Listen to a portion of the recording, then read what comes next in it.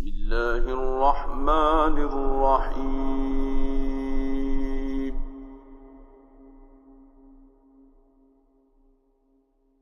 فآمن له لوط وقال إني مهاجر إلى ربي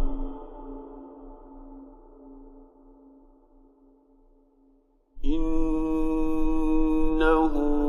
هو العزيز الحكيم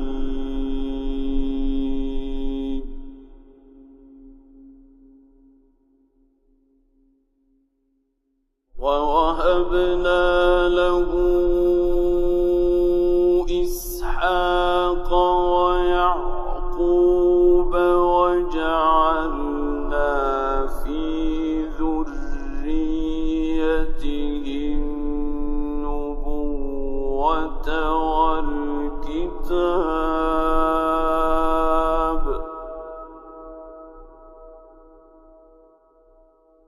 وجعلنا في ذريته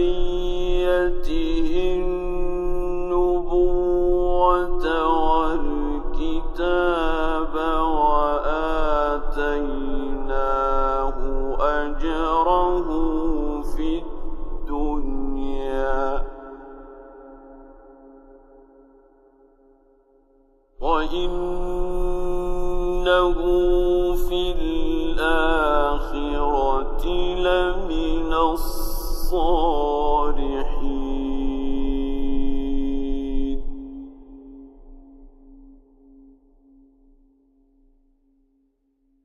ولوطا إذ قال لقومه إنكم لتأتون الفاحشة ما سبقكم بها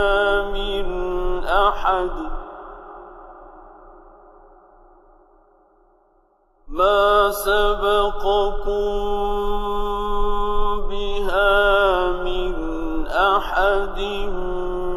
من العالمين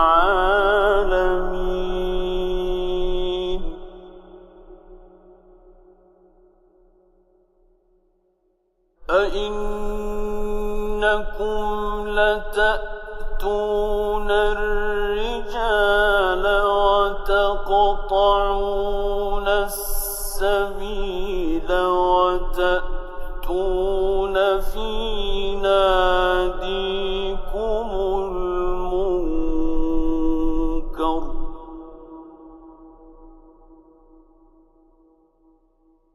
فما كان جواب قومه إلا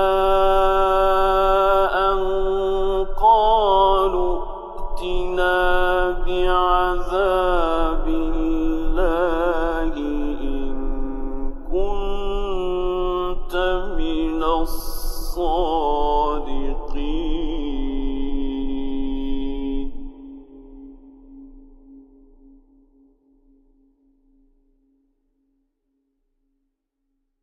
قال رب انصرني على القوم المفسدين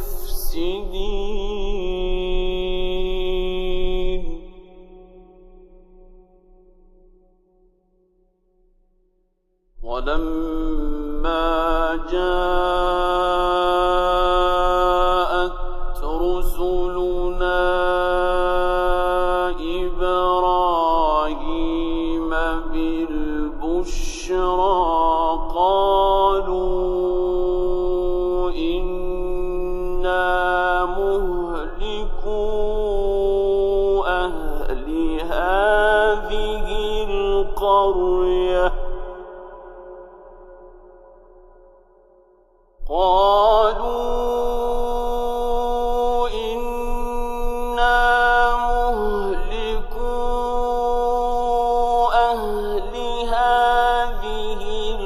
القرية إن أهلها أهلها كانوا ظالمين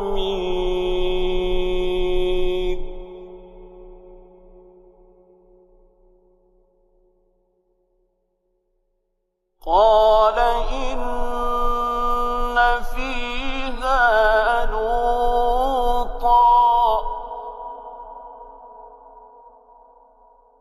قالوا نحن أعلم بمن فيها لننجينه وأهله إلا امرأته كانت من الغابرين ولما أن جاءت رسلنا لوطا سيء بهم وضاق بهم ذرعا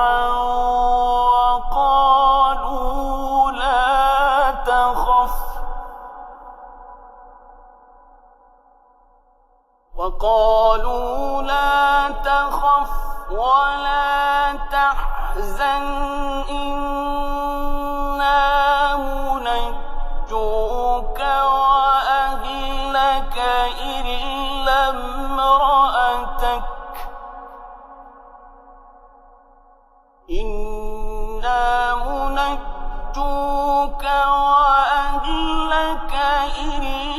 امرأتك كانت من الغابرين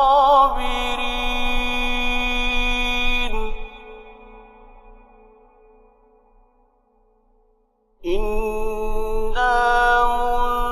منزلون على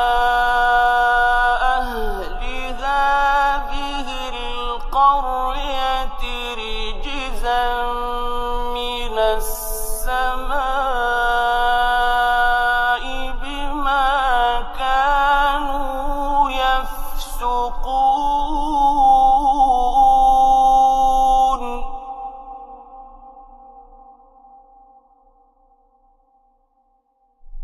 ولقد تركنا منها آية بينة لقوم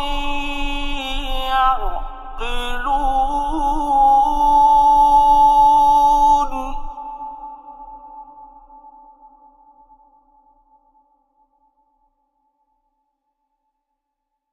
وإلى مدين أخاهم شعيبا فقال يا قوم اعبدوا الله وارجوا اليوم الآخر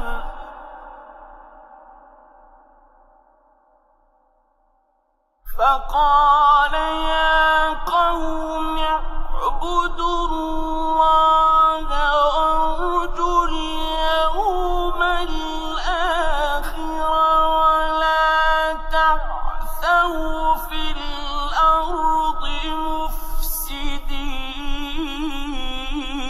مفسدين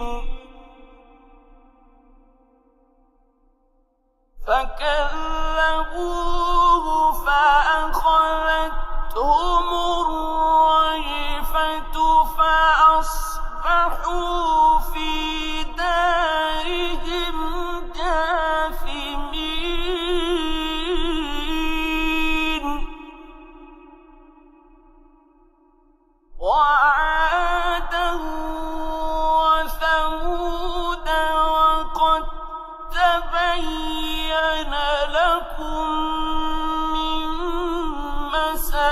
مساكنهم وزين لهم الشيطان أعمالهم فصدهم عن السبيل وكانوا كانوا مستبصرين وقارون وفرعون وهامان ولقد جاءهم موسى بالبينات فاستكبروا في الأرض وما كانوا سابقين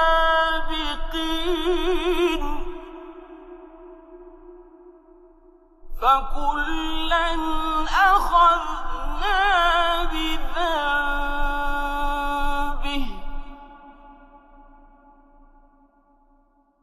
فمنهم من أرسلنا عليه حاصبا ومنهم من أخذته الصيحة ومنهم من خسفنا به الأرض ومنهم من أغرقنا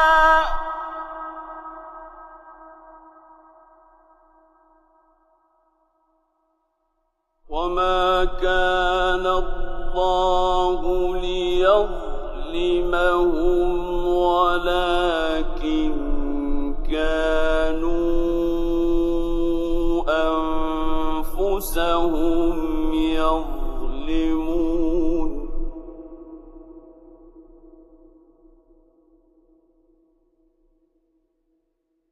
مثل الذين اتخذوا من دون الله أولياء كمثل العنكبوت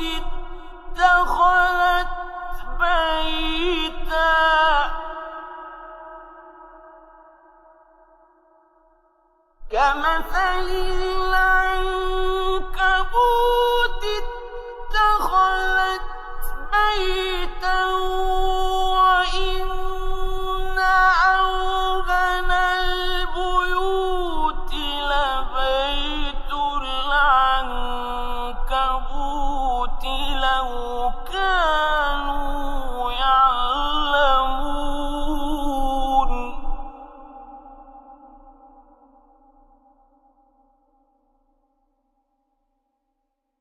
إن الله يعلم ما يدعون من دونه من شيء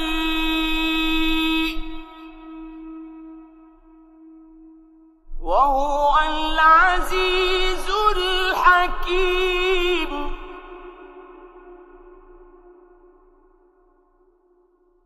وتلك الأمثال نضربها للناس وما يعقلها إلا العالمون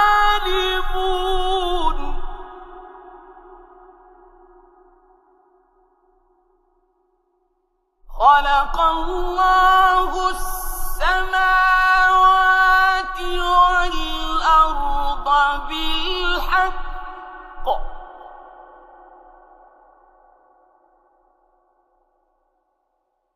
إن في ذلك لآية للمؤمنين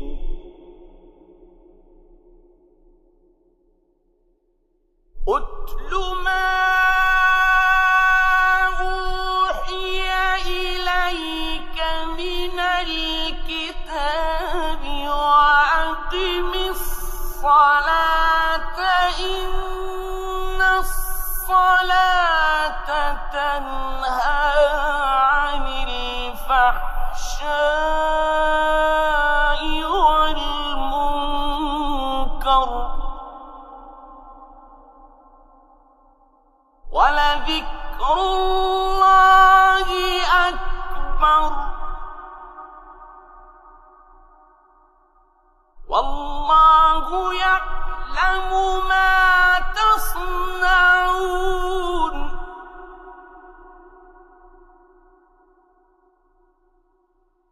ولا تجادلوا أهل الكتاب إلا بالتي هي أحسن إلا الذين ظلموا منهم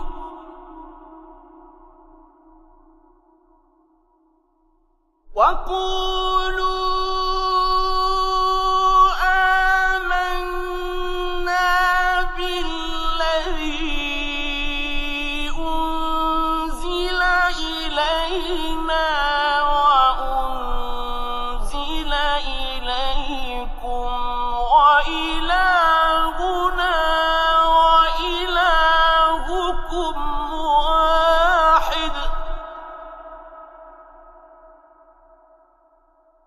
وإلهنا وإلهكم واحد ونحن له مسلمون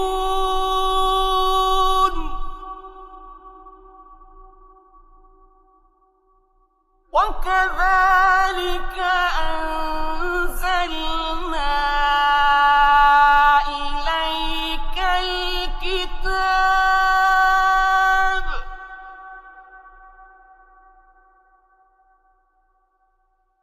فالذين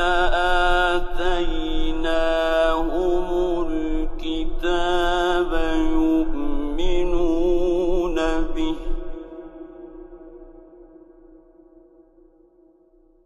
ومن هؤلاء من يؤمن به وما يجحد بآياتنا إلا الكافرون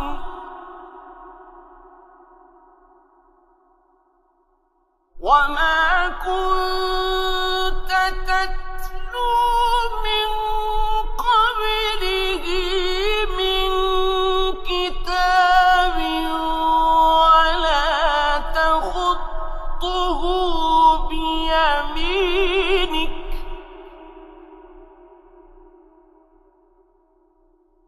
إذا لارتاب المبطلون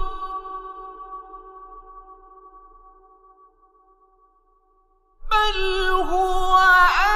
آيات بينات في صدور الذين أوتوا العلم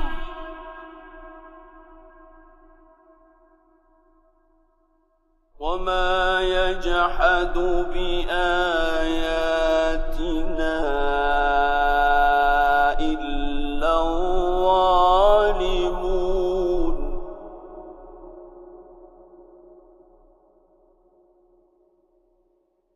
وقالوا لولا أنزل عليه آيات من ربه قل إنما الآيات عند الله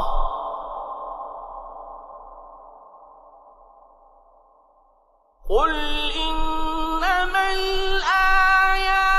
عند الله وإنما أنا نذير مبين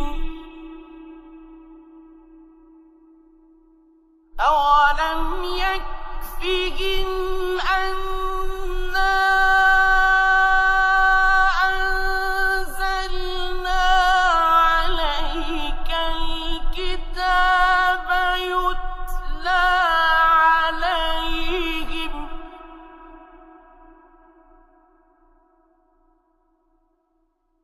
إن في ذلك لرحمة وذكرى لقوم يؤمنون قل كفى بالله بيني وبينكم شهيدا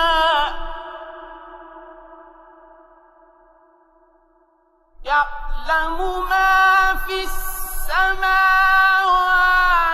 والأرض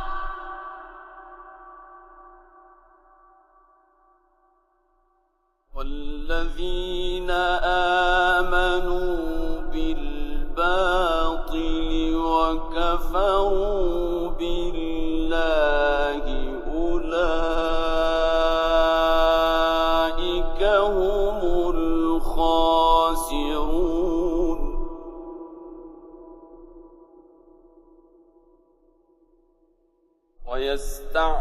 ويستعجلونك بالعذاب ولولا أجل مسمى لجاءهم العذاب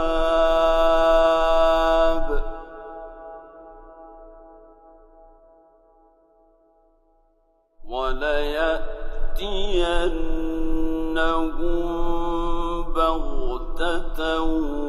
وهم لا يشعرون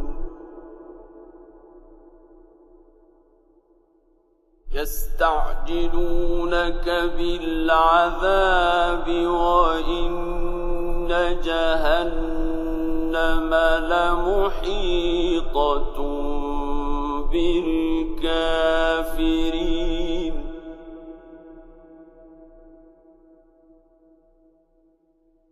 يوم يغشاهم العذاب من